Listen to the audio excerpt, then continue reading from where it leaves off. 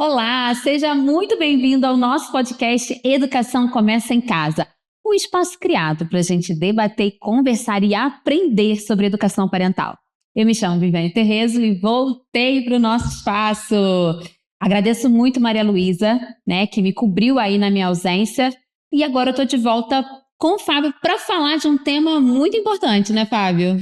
Gente, bom ver você de volta, Vivi. Exatamente. Obrigada. Hoje a gente vai falar sobre gestão de conflitos, que é uma coisa corriqueira, né? Acontece em todas as famílias, toda semana, quase todos os dias. E agora, as técnicas e os processos que a gente pode ensinar para as crianças, né, a resolver os seus conflitos, né, geram, né, uma educação permanente. Eles aprendem sobre isso e ficam, né, mais hábeis a resolver conflitos futuros que provavelmente vão ser mais sérios, né? Exatamente. E começa na infância, né, Fábio? E aproveitando essa tua fala já, esse gancho, eu quero saber qual a sua percepção sobre a importância de ensinar as crianças a lidar com desentendimento desde cedo. Assim, o relacionamento, né, assim, a gente ensinar as crianças a ter boas relações, né, relações prósperas, relações saudáveis, talvez seja um dos elementos mais importantes na educação, né? E isso também tem a ver com pensamento, né? Eu falo isso o tempo todo aqui, que educar é ensinar a pensar, né? Então, o nosso maior ativo, né, como ser humano, que nos diferencia dos outros animais, é a nossa capacidade de raciocinar, de pensar. E quando a gente fala de pensar, raciocinar, não é exatamente ser só racional, né? A criatividade, né, é importante, lidar com os sentimentos também é importante, mas isso tudo, né, é daqui, começa aqui, né, e termina aqui. Então, assim, é importante a gente ensinar a pensar. Resolver conflitos não é diferente disso, ou seja, ensinar a resolver conflitos é ensinar a pensar diante de um problema. E esse problema, esse conflito, normalmente ele acontece por quê? Porque existem interesses, existem visões diferentes, comportamentos diferentes, que a gente acaba sobrepondo à vida do outro. Então, quando a gente está isolado, né, e a gente não tem, né, um relacionamento, uma interseção de vivências, já não tem conflito. Sim. Mas nós somos seres sociais, a gente precisa estar em grupo, a gente tem necessidade de estar em grupo. E estar em grupo, quando as pessoas são diferentes, é natural que tenha conflito. A gente tem que ensinar as crianças desde cedo para saber lidar com os conflitos, para que eles não virem confrontos. Perfeito. Então, qual a diferença? Né? Conflito é qualquer diferença que a gente tem, né? Então, eu cheguei em um restaurante com o meu irmão e eu quero sentar num lugar e ele quer sentar no mesmo lugar. Conflito. Então, assim, você tem uma disputa, né? Como lidar com esse conflito, ou qualquer conflito, sem que a gente queira eliminar a outra parte, que é o confronto, né? Quando a gente não tem o diálogo, a gente não conseguiu, né, realizar o diálogo e a gente elimina a outra parte, a gente quer excluir a outra parte. E aí isso vira um confronto. Então a gente tem confrontos bélicos, né, entre nações, Sim. né, literalmente pegando em armas, mas a gente também tem confrontos, né, menores, né, dentro da família, em que a gente quer excluir a outra parte para não lidar com aquele problema, com aquela dor que é uma diferença, né, de alguma disputa. E então por isso que é importante, né? Adultos que são hábeis em lidar com conflitos são adultos que normalmente têm mais saúde, têm uma saúde mental melhor, são mais prósperos no trabalho, são mais prósperos dentro da família, né? São pessoas que somaram isso, e a gente pode até afirmar, eu falo isso sem vergonha aqui, né? São pessoas mais inteligentes, né? As pessoas mais inteligentes são que elas resolvem mais problemas. Então, se você é mais hábil em resolver conflitos, você é pelo menos naquele nicho, é mais inteligente. A gente tem que incentivar isso desde pequeno, a gente vai construindo isso desde pequeno. E talvez a primeira coisa que a gente ensina, e nesse aspecto a geração, né, atual é uma geração mais, vamos dizer assim, mais desenvolvida do que as anteriores, é você entender que existem diferenças e você aprender a respeitar essas diferenças. Todas as pessoas são diferentes. Sim. E a gente começa, né, aqui com a intenção. A intenção é o quê? Não, poxa, eu reconheço que existe uma diferença, Eu não quero que todo mundo pense e haja igual a mim. Sim. Eu respeito essas diferenças. E a geração atual é uma relação muito mais respeitosa com as diferenças, né? Talvez o erro, né, seja o exagero, a gente sempre vai para os extremos, né, seja também querer que os outros respeitem qualquer coisa, né? Verdade. E aí, assim, poxa, qualquer situação, e assim, poxa, nem sempre é possível, ou seja, a gente precisa, mais uma vez, né, a palavra que a gente mais gosta aqui, equilíbrio. Equilíbrio, sempre. Ensinar os jovens a ter um equilíbrio entre o que eu devo aceitar e o que eu preciso também me adequar, né? Então, não é aceitável que um jovem, por exemplo, fale assim, não, eu quero atravessar a rua sem respeitar o sinal, né? Então, sim, existem padrões, regras sociais. Sim. Eu dei um exemplo extremo, mas eu posso falar que assim, poxa, tem regras de cortesia que a gente precisa respeitar, né? Então, é o bom dia, obrigado, né? Reconhecer o outro, né? Então, assim, isso tudo é importante e talvez nesse aspecto, em alguns momentos, a geração Z pode, né, exacerbar essa questão de, poxa, eu sou desse jeito, né? Então, eles são muito mais compreensíveis com as diferenças, aceitam muito mais, né? A minha geração, por uma geração que excluía muito mais os diferentes, né? Não tinha inventado a palavra bullying, então, assim, a gente excluía mesmo, né? Brincadeiras maldosas, né? Mais pesadas, além do que, de repente, a pessoa entende como uma brincadeira.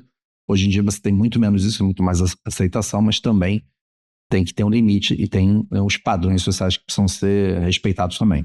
Você colocou 2 exemplos que ficaram aqui martelando na minha cabeça e fazem muito sentido no nosso dia atual, né?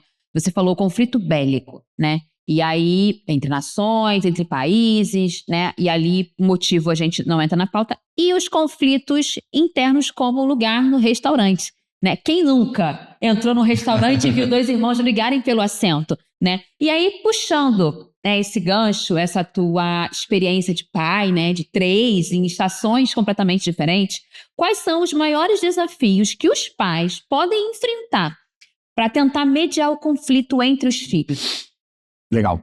Então, a maior dificuldade, talvez, de todo pai e mãe seja sempre entender que o mundo, as pessoas não são como eles são.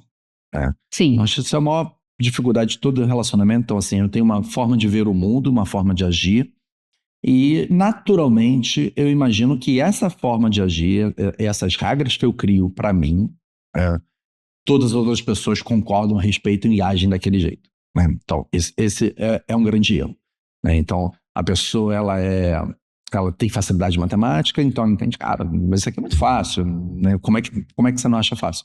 Dando só um exemplo. Isso também vale para as pessoas, né? Então, assim, a pessoa acorda bem-humorada. Então, entende que acordar bem-humorado é um padrão universal e todo mundo vai acordar bem-humorado. E tem gente que não, poxa, acorda mal-humorada, tem dificuldade eu falo isso sem juízo de valor, tá? Não tem certo e errado. Tem o que? A gente entender como cada pessoa acorda. E aí, dentro desse conceito, né, a dificuldade do pai e da mãe que tem filhos, e quando tem múltiplos filhos é ainda mais difícil, é entender que cada um é de um jeito, né? Sim. Então, cara, eu fui educado de uma forma em que as pessoas falavam assim, pô, mas eu dei a mesma educação pro seu filho, pro seu irmão. Por que são diferentes? Porque as pessoas são diferentes. Então, pessoas diferentes exigem padrões educacionais diferentes, desafios diferentes, respostas diferentes, perguntas diferentes. E isso é difícil para o pai e mãe. Mas, cara, o pai e mãe é limitado, é um ser humano, né? Então, como é que vai o tempo todo dar um input diferente para cada filho e entender que um filho acorda bem-humorado, outro acorda mal-humorado, um acorda bem-humorado, não entende por que o outro acorda mal-humorado, já quer começar brincando, né? Não entende que o outro precisa tomar um café primeiro, o outro não, assim, eu já quero ver desenho. Então, assim, eles são diferentes. E o convívio familiar é legal quando o pai e a mãe transforma, né, aquele ambiente familiar numa simulação da vida externa, né? Então, assim, fazer valer ali, ensinar regras que têm valor do lado de fora. Sim. Né? E essa é uma delas, né? Entender que as pessoas são diferentes, né? Então, se você acorda bem-humorado, seu irmão acorda mal-humorado, então eles precisam entender que, assim, qual é o padrão? Não tem padrão. Aqui não tem padrão. É diferente de um obrigado, um bom dia, um vou ajudar, que são valores universais, né? Mas bom humor na hora de acordar não é um valor universal. É uma preferência, é uma questão pessoal que a gente precisa entender como vai fazer funcionar para ter uma relação saudável ali. E isso é por muita conversa, por muito diálogo, mostrando, né, assim, poxa, esse é um caminho, vamos resolver dessa forma, vamos resolver da outra. E no final do dia também, é importante estabelecer processos, né? Estabelecer processos facilitam regras estabelecidas que todos concordam, lembrando aí do iluminismo, trazendo o iluminismo para dentro de casa, tá? Regras que todo mundo concorda, gera liberdade, gera harmonia. Sim. Então, um exemplo banal, né? Lá em casa, a gente pede comida. Quando pede comida, então, os dois mais velhos já têm condição de descer para pegar a comida na portaria. Perfeito. Então, já tem um revezamento. Cada vez é um. E eles já entendem isso. Então, assim, cara, não tem muita disputa. Quem é a vez? Eles vão monitorando isso. Não, a vez é do Gabriel, a vez é da Bia. E a gente não tem mais conflito por causa disso, né? Em algum momento teve. Quando estabeleceu, cara, é um de cada vez, independente do que seja, e aí ficou estabelecido. Então, é importante formalizar. Se você deixa processos que podem ser formalizados, que facilitam, você deixa eles discutirem o tempo todo, aí também torna tudo mais difícil. Você debate situações que são simples, que podem ser formalizadas. Sim, total. E aí, asfaltam um caminho, fica mais fácil. Verdade. Olha, eu e Fábio nos conhecemos há 5 anos. Mas parece que você olhou para dentro da minha casa, na minha infância, e relatou agora. Porque a questão do bom humor, né? Ela funcionou exatamente dessa forma. Eu sempre fui uma pessoa de acordar falando, contava meu sonho do trajeto de casa até a escola. E a minha irmã era o oposto. A minha irmã acordava e não tomava café. E durante anos, isso foi um problema para minha mãe, do meu pai na época, né? Foi um problemaço, porque como mediar esse conflito? Porque a questão da minha mãe arrumar a mesa para o café, quando eu acabava de tomar o café, que ela ia retirar a mesa, era a hora que a Vanessa ia tomar o café dela. Mas antes ela estava vendo TV, ela estava fazendo outra coisa, ela não queria tomar café naquele momento, né? E, poxa, eu dei a criação para vocês igual. Aí quando for para casa da sua tia, vai fazer exatamente isso e tá errado. Essa diferença de pessoa, mas a educação foi a mesma, mas essa diferença de comportamento é o individual, né? É a pessoa sendo a pessoa, né? Tá na mente dela, tá do jeito dela, né? E não é uma questão de a educação foi errada, ou proteger demais o seu irmão, proteger demais de você. Não, minha mãe prefere... A gente lá em casa brinca muito, que a minha mãe prefere a minha irmã. Mas por uma brincadeira mesmo, né? Mas essa questão que você colocou, ela é fundamental e acho que acontece em todas as casas. Aproveitando a sua resposta, eu queria que você falasse um pouco sobre exatamente essa questão do injustiçado, o filho injustiçado, né? Quando um filho se sente injustiçado ou até mesmo incompreendido, gera ali um conflito. Qual é o papel dos pais em validar o sentimento do injustiçado sem concordar com aquela atitude que gerou o conflito? Bem, vamos lá. Em relação a isso, é importante as famílias estarem atentas ao grau de maturidade que a criança tem. Né? Então, importante. Lá em casa, a gente tem a Isabela. A Isabela tem 3 anos, vai fazer 4 anos no final do ano. Né? Ela não entende ainda muitas coisas. Né? E aí, com a criança, quando tem uma vontade e ela não é atendida, o que ela faz? Ela faz mãe. Né? Então, e aí, como é que a gente lida com a mãe dela quando ela força uma determinada situação que aconteça do jeito que ela quer e não é possível? Assim, a gente trata como mãe. Né? Sim. A gente conversa e tal, mas assim, a gente não dá margem para fazer o que ela quer. E assim, ela ainda não dialoga. Então, a gente ainda fala, apresenta, mas a gente ainda também doutrina bastante. Doutrina no sentido de, poxa, não pode ser só o que você quer. Faz parte. Isso aqui não pode ser desse jeito agora. Se ela faz uma imposição, aí que você está fazendo é manha, é feio, você não é uma menina feia, você é uma menina bonita. Então, se você quiser fazer manha, você vai fazer manha no seu quarto. E estressa a situação mesmo. Se não for uma situação que vai gerar nela o falso entendimento que ela pode fazer o que ela quer na vida dela. Então, assim, aí é conflito. Conflito tem que ser mais forte que a criança e espera um tempo, daqui a um tempo ela desiste e vambora. E aí reforça que você fez. Foi manhã, não precisava e beleza. Em algum momento ela vai voltar a fazer. Tá? Conversar com o seu filho, mesmo quando é bem pequeno, tá? E aí quando de conversar, dialogar, não é ceder, tá?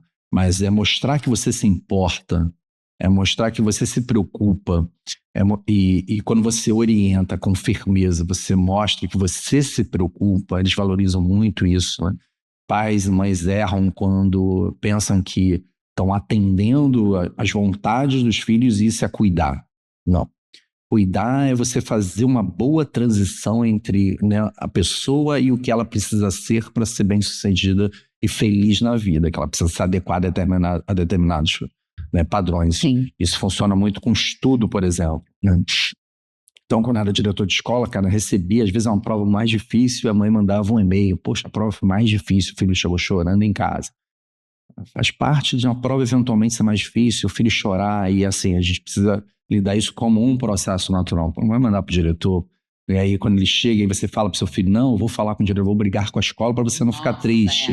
Né? Então, assim, isso é péssimo, né? Ele parece que vai facilitar o choro dele, né, em várias outras situações. Ah, meu filho não chora. Não, chora. Ele não manipula, não, ele manipula. Pessoas manipulam, todo ser humano manipula. Um pequeno spoiler do seu filho.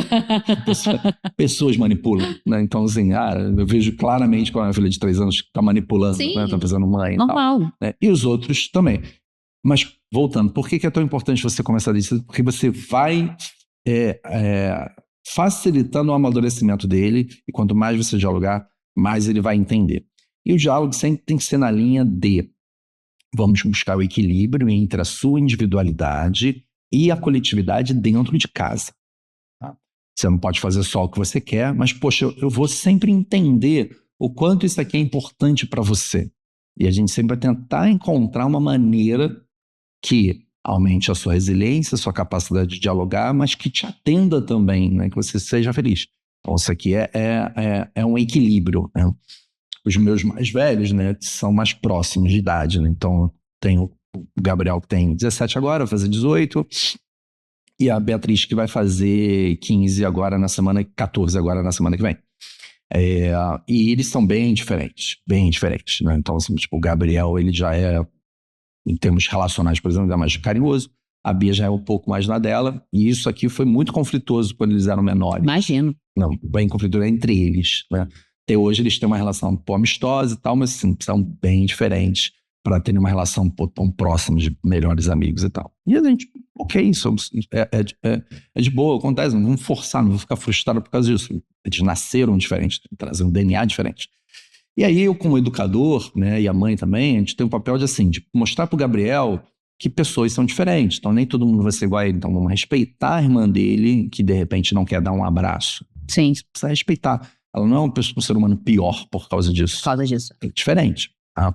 E para Bia, eu falo o oposto, né? Mostrar assim, poxa, é importante você demonstrar afeto, né? Então, assim, a gente vai depositando o que a gente entende que cada um é importante para uma boa convivência familiar. Sim. E, consequentemente, quando eles aprendem a ter uma boa convivência familiar, facilita eles terem uma boa convivência externa. Essa sabedoria que eles vão acumulando ajuda a resolver conflitos futuros, né?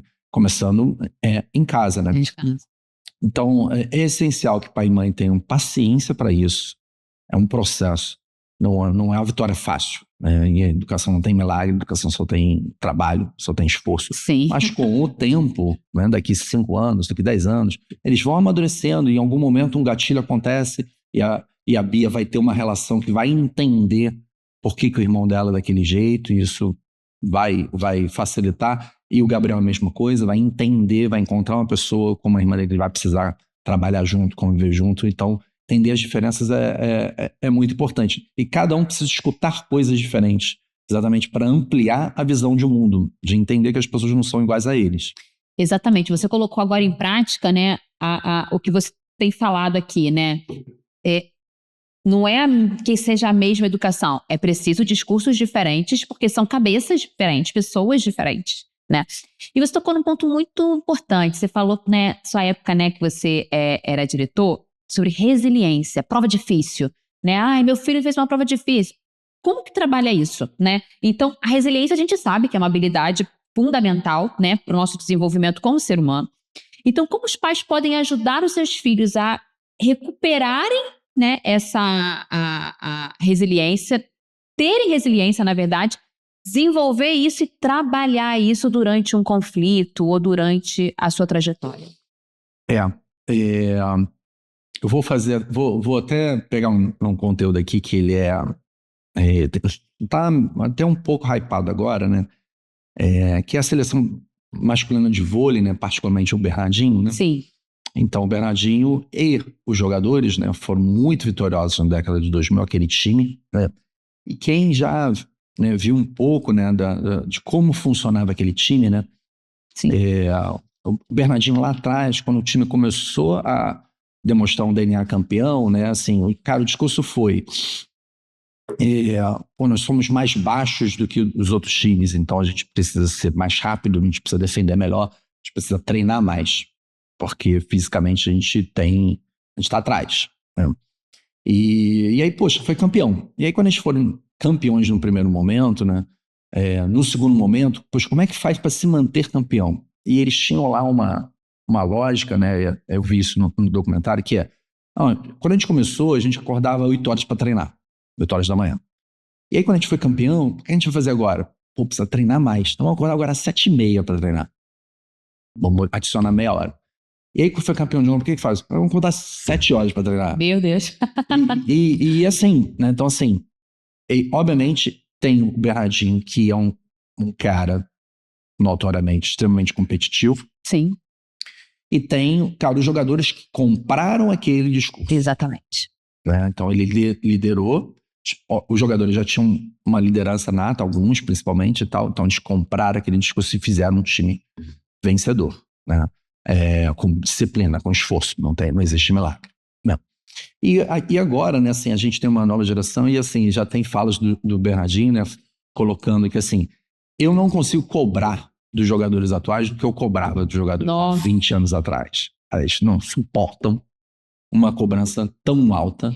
E ele entendeu que deveria flexibilizar, né? E ele entendeu que deveria flexibilizar, porque os jogadores têm outra mentalidade. Sim. Né?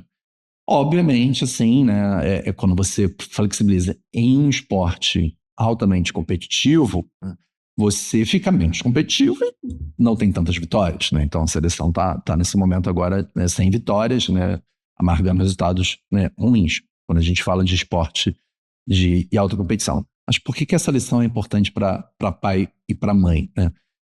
Em casa, quando a gente está educando os nossos filhos, essa regra da exigência e do esforço e da compreensão, ela também funciona. Ou seja, você ajustar o que ele consegue ouvir e o que ele consegue cumprir. E o que cada um consegue, né, é importante. Então, para o Gabriel, eu dou determinados incentivos, determinadas cobranças. Convivo com ele há 18 anos, eu já tenho um entendimento do que ele suporta, do que ele precisa ouvir e que tipo de liberdade ele tem, né? Eu não tenho preguiça, e aí eu vou usar esse termo, eu não tenho preguiça para ajustar a minha abordagem para Bia, que é uma pessoa diferente, que tem que ouvir outras coisas, que tem que ter uma cobrança diferente. Né? E assim, a gente não está falando de um esporte de alto impacto, mas a gente está falando de uma formação durante anos, né? Então, eu falo coisas diferentes, eu tenho uma cobrança diferente em temas diferentes. Escola é uma coisa, alimentação, saúde, comportamento são coisas diferentes, né? Então a lição aqui, a dica para o pai e para a mãe é, de fato, você precisa customizar o que cada um dos seus filhos precisa ouvir, né? Precisa ser desafiado, precisa ser orientado, precisa ficar de castigo, precisa ser elogiado, né? Para quê? Para sempre manter ele engajado, que é o segredo da saúde mental, é o engajamento. Então, sempre manter engajado com a vida, com propósito, com coisas a serem feitas na escola, na família, né? A vida pessoal dele ter planos pessoais, se manter engajado e aprendendo e melhorando, né? Então, acho que é isso que a gente procura aqui, né? Cada um tem.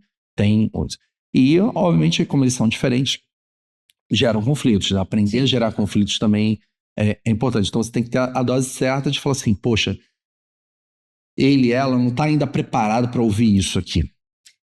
Então, se for um dano grande, talvez você tenha que forçar e suportar o choro, né? Se for um dano administrável, talvez seja melhor você aceitar aquele dano naquele momento, né? E aí, respondendo a questão da prova, né? Uma prova, ela não é determinante para aprovação no ano, que seria um dano que eu considero grande. Então, assim, o seu filho, sua filha não vai ter, uma vida dos tijolos de ouro de só 10, 10, 10, 10. Isso não é nem saudável. Ter a resiliência. Eu particularmente, eu duvido, né? Assim, duvido no sentido de temer aquelas pessoas que só acertam. Só acerta. Como é que ela vai dar? Qual a resposta que ela vai dar quando ela errar? Né? Então a gente precisa ver errando para confiar, porque é essencial a resposta que se dá. Então, quando seu filho fracassa, porque a prova foi injusta, a gente pode até usar esse termo aqui, a prova foi desproporcional, né? Mas é uma oportunidade para ele ver como é que ele vai responder a essa dificuldade, né? É um desafio pequeno, não é um dano absurdo de ficar reprovado, né?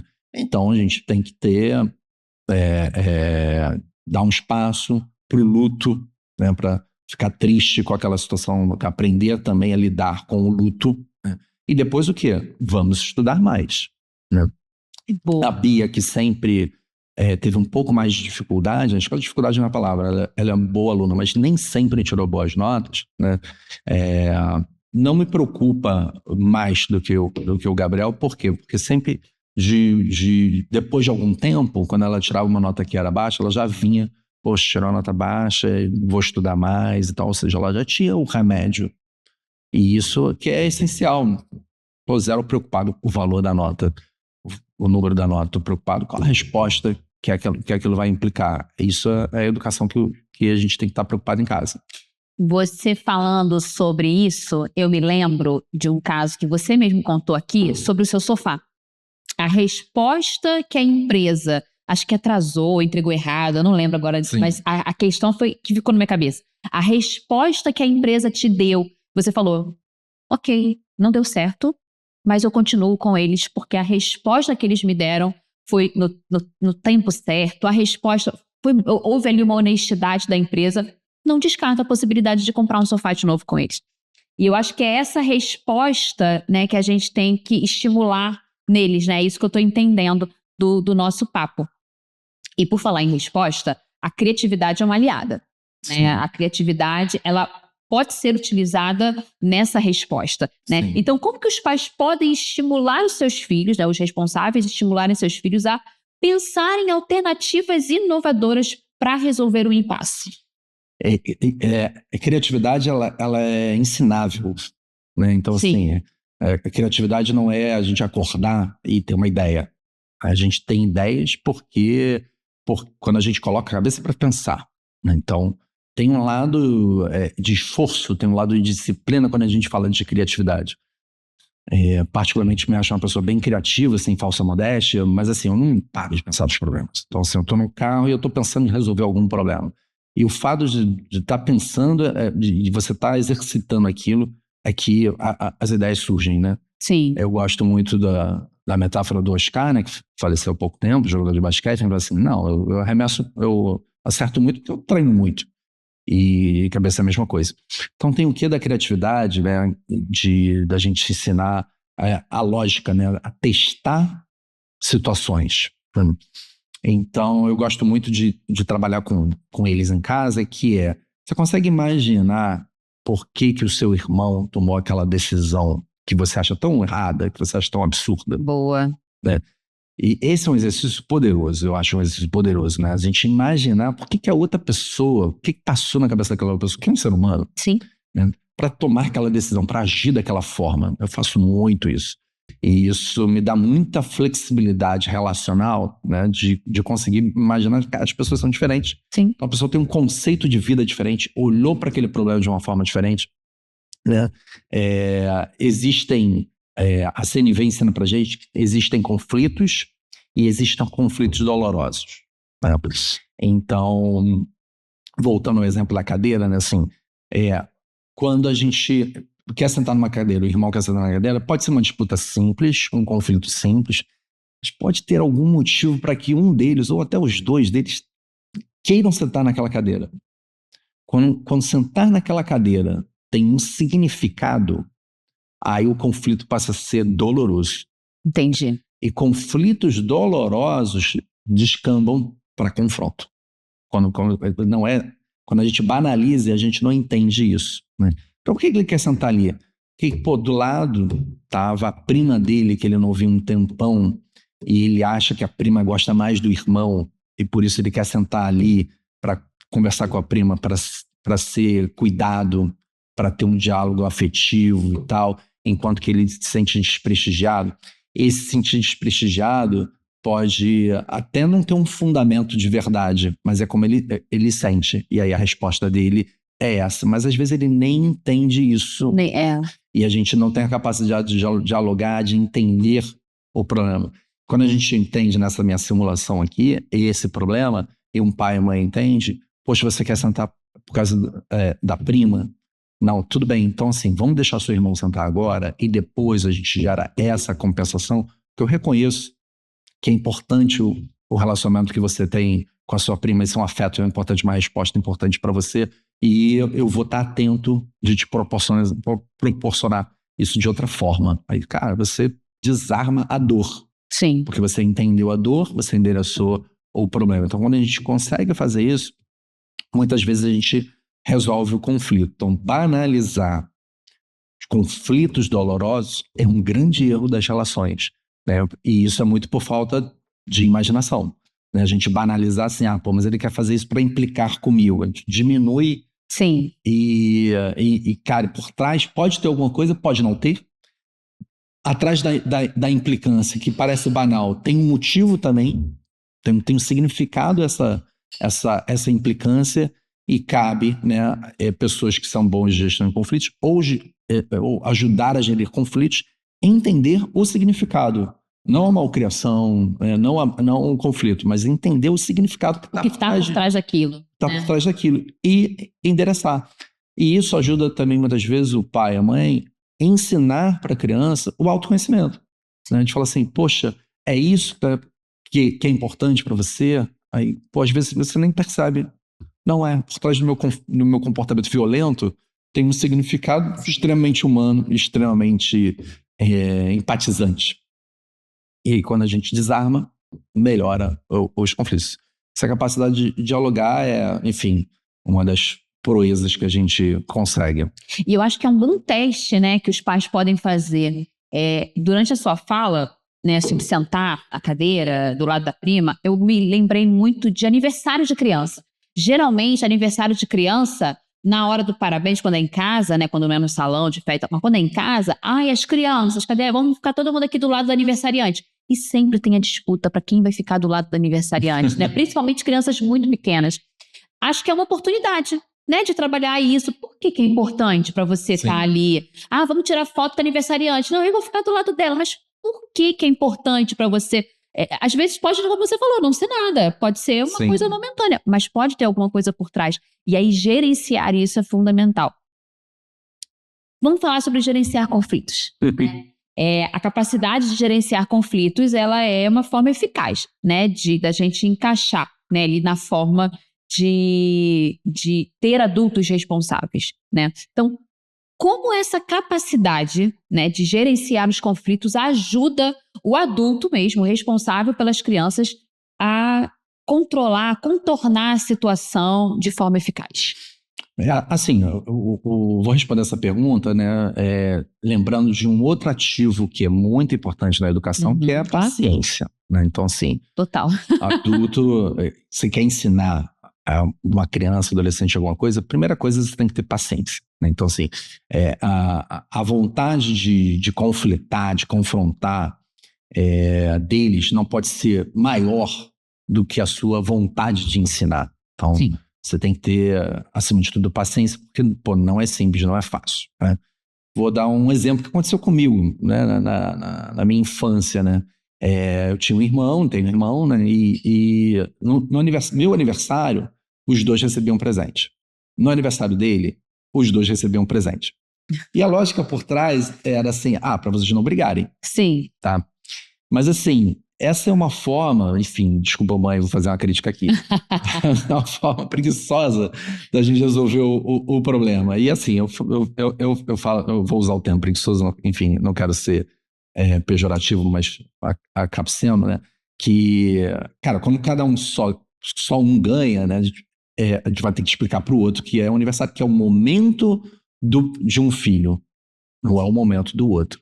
E isso, cara, é estresse e tal, mas assim, isso com 1, 2, 3 anos, a gente ensina depois com o tempo que assim, existe um momento que não é o seu. Sim. Tem pessoas que são mais generosas do que outras, né? Enfim, então assim, a pessoa que é mais generosa, ela aprende que tem um momento dela e que é importante. E quando ela é menos generosa, ela aprende que tem um momento do outro.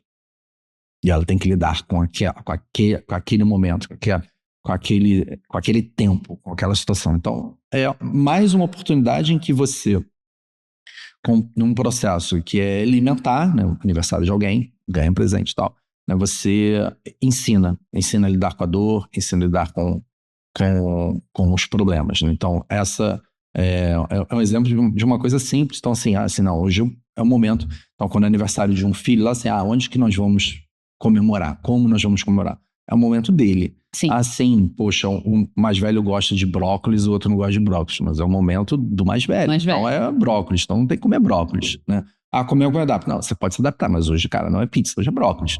Então, lidar com isso, saber ceder é uma lição que a gente tem que ir ensinando, e na dor, e no início é difícil, mas com o tempo a pessoa vai entendendo e depois vai vendo que o mundo é assim, né?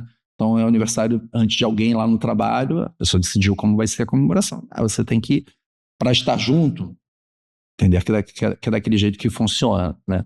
Então, eu falei isso tudo, né? Porque assim, o pai e a mãe tem que ter paciência, ele não pode fugir do problema, não pode ter medo de lidar com o problema, não pode criar soluções fáceis, como dar presente para os dois, para sair do conflito de cara. Não, é o momento de dar o presente para um só. Sim. Né? Esse momento de dar um presente para um só, do momento de um só, é um momento importante que todos têm que ver. Lição aprendida, é vivência que gera aprendizado para todos. Então, a gente não pode ter soluções fáceis. Quando o seu filho chega chorando em casa porque a prova foi difícil, é uma solução fácil mandar um e-mail para o diretor. Né? Então, assim, a solução difícil é, cara, conversar com ele, esperar o luto, conversar, mostrar que tem que estudar um pouco mais, que eventualmente as provas são mais difíceis, a gente vive isso, né? E como pai e mãe a gente também tem que saber sofrer junto com o filho, né? A gente não sai eliminando os problemas assim, né? Escola não é não é um restaurante que você não gostou, você não vai mais. Não gostou, não vai mais, é fácil, né? Não estou dizendo para você ir no restaurante, você não gosta mais. Mas escola, você vai tirar o ano inteiro por causa de uma prova. Grande impacto. Né? Então, assim, é diferente de uma dor permanente, né? Então, a dor permanente, o erro permanente da escola, tira a confiança. E eu acho que você deve trocar mesmo, mas um momento, né, um erro, lida com aquela dor e sai em frente, porque seu filho vai sair mais forte, vai sair mais resiliente dessa experiência. Eu vou dar um exemplo aqui, muito banal, muito bobo até, né? Mas ano passado, ano retrasado, eu comemorei meu aniversário num restaurante japonês. Eu amo comida japonesa, mas entendo que os meus amigos nem todos gostam de comida japonesa. Quando você falou sobre o aniversário, né? Não, seu irmão gosta de brócolis, então a festa, o tema, a comida, o que quer que seja, brócolis, não é sobre pizza. Que você gosta de pizza, ele gosta de brócolis. Eu tive um amigo, muito querido até, mas que ele disse, não vou no seu aniversário, porque eu não como japonês. E tudo bem, ele não ia, ok, mas se ele tivesse talvez o entendimento que não era sobre comida japonesa, e sim sobre o momento, a resposta dele teria sido diferente. Conversamos sobre isso, tá tudo certo e tudo bem. Mas como isso impacta na vida adulta, né? Talvez se a resposta dessa situação que você deu, né, do brócolis, tá bom, come você um pedaço de pizza, ele seria esse adulto que, Então não vou nos lugares onde eu não tenho o que eu quero comer, porque senão eu não vou. E temos aí um monte de adulto com problema, não em relação à festa de aniversário, mas com problema em aceitar que aquele momento não fala sobre você, fala sobre o outro, né? Sim. Isso é muito importante. Bom, eu não sei você, mas eu estava com saudade do momento de agora, a dica da semana. Fábio, a gente vem falando aqui, né, sobre a construção, né, o transformar crise em crescimento, né, em um legado pro jovem, para a criança, né, para o seu filho. Como os pais podem construir, né, ali com seus filhos, o que seria, na verdade, aquela atitude prática, aquele pulo do gato, né, de pai para pai, o que seria aquele pulo do gato para que os pais começassem a praticar hoje? Acabou o podcast, começa hoje, mesmo em casa. Legal. Né? Momentos de deliberar, gerenciar conflitos. Sim. Então, a primeira coisa, né, assim, a gente recomenda sempre bastante leitura para os pais e para as mães. Sim. Então, assim, você tem que buscar conhecimento.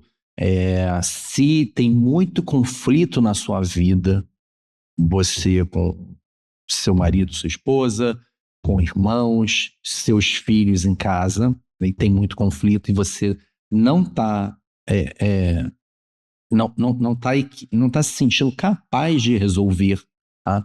Você tem que ter uma atitude positiva, que não adianta você falar assim, poxa, meus filhos brigam muito, são difíceis, né? Não, você tem que ter uma atitude, né, empreendedora, assertiva, de vou estudar, vou buscar dicas de outras fontes para tentar resolver aquilo ali. Sim. Tá? Então, esse é o primeiro ponto, né? Buscar conhecimento, buscar ajuda. Tá? Tava com um exemplo aqui que agora acabou de me fugir, mas tava na ponta da língua sobre isso, né? Outro dia mesmo tava, né, conversando com uma pessoa próxima, né? E a gente tinha uma diferença de pensamento, né? E aí eu falei assim, poxa, mas essa forma de você pensar, eu entendo que é errada. E, assim, não é à toa que de repente você fica triste com frequência. Eu não fico, né? Porque eu não carrego essa mágoa que de repente você carrega diante das situações, né? Então talvez seja inteligente você aprender com outras pessoas que resolvem melhor esses problemas. Por que elas resolvem?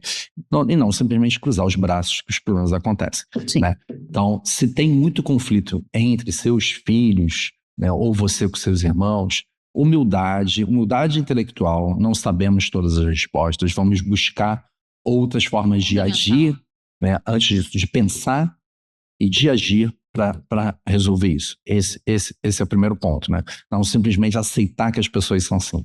Mas meu filho é muito levado, o seu não é DNA. Não é DNA. É DNA e educação. É DNA e educação. E a educação está ao nosso alcance. Né? Se orientar, conversar, né? Instruir, está ao nosso alcance, e a gente tem que buscar fazer da melhor forma. Então, esse é o primeiro ponto, né? Humildade intelectual e buscar conhecimento, dicas, orientações, comportamentos diferentes para ter resultados diferentes em casa. Tá? Essa é a principal dica. E aí tem várias formas de você fazer isso, que principalmente ir mostrando, né, depois de um conflito. E aí vai uma segunda dica que eu gosto bastante dessa também. Quando os seus filhos brigam, tá? Não sai eliminando a briga. Deixa eles brigarem, obviamente, né, sem confronto físico, né? Enfim, né? Pode chegar até, de repente, a uma ofensa, tá? Observa o erro de cada um, tá? Se ultrapassar determinado ponto, aí você estopa a briga, para a briga, tá? Mas depois de um tempo, né, não imediatamente, às vezes as pessoas estão muito emocionadas, né, depois de um tempo, né, diz para cada um, orienta cada um, porque onde é que você viu que ele errou naquela situação, e convida a pensar. Né? Então, a educação que fica é aquela em que nós chegamos àquela conclusão.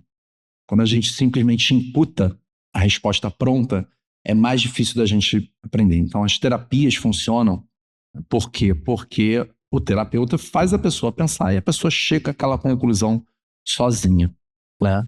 E isso funciona quando é psicólogo, quando é psiquiatra e quando é filósofo também, né? Então, assim, faz as perguntas, e isso é a orientação que eu dou para o pai e para a mãe, assim, faz seu filho pensar sobre aquilo, né? Fazer uma análise crítica, né, um pensamento crítico, uma criatividade, como eu ensinei aqui também, né? Que, assim, por que será que sua irmã não agiu daquele jeito porque ela é uma pessoa péssima? É porque dentro dela alguma coisa fez aquilo com você. Vamos imaginar como é que pode ser, né? E vamos empatizar como ser humano. E como ser humano inteligente, vamos buscar uma solução para que a gente aprenda e aquilo não se repita e a gente tenha uma vida mais harmoniosa. E cada um, como eu falei assim, cada um tem uma resposta só. Sim. Conflitos acontecem, geram aprendizado, então a gente tem que ver de certa forma e, né, dar orientação. Tem um filme antigo é a década de 2010, que eu gosto muito sobre isso, sobre conflito, confronto, que é o Fora de Controle. É um filme do Ben Affleck e bem sem muita ambição, mas nesse filme ele entra ele tem uma situação de conflito com o Samuel Jackson, que faz outro papel, né, de trânsito. E aquilo alimenta um ódio neles. E o ódio vai escalando. E eles vão tornando a vida um do outro pior a cada momento. Eles falam assim, cara, agora eu vou subir a temperatura aqui e isso, cara, ele vai desistir. E a outra parte não desiste, sobe mais a temperatura. E, cara, no final do dia, enfim, no final é até feliz. Mas para a gente ver o quanto que o conflito, quando a gente não tem paciência, não tem cuidado, não tem um olhar empático com o outro, não usa ferramentas de gestão, tá?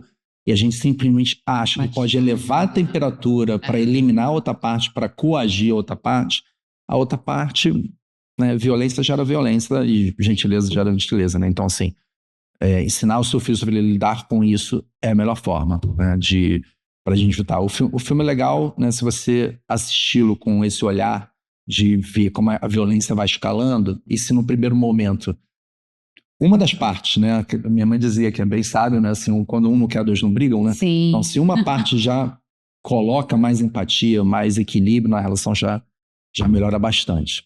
Bacana. Dica anotada.